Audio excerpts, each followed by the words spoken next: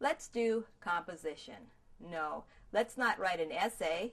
Let's talk about composition dolls.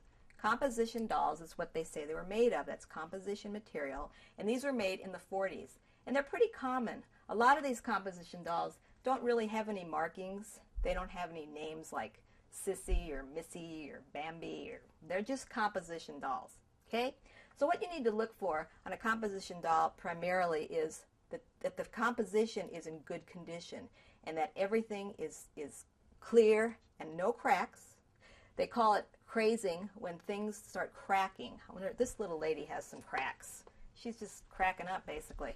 And here she is. She's got some cracking, crazing in her head. That seriously depletes the value of these things, depreciates them.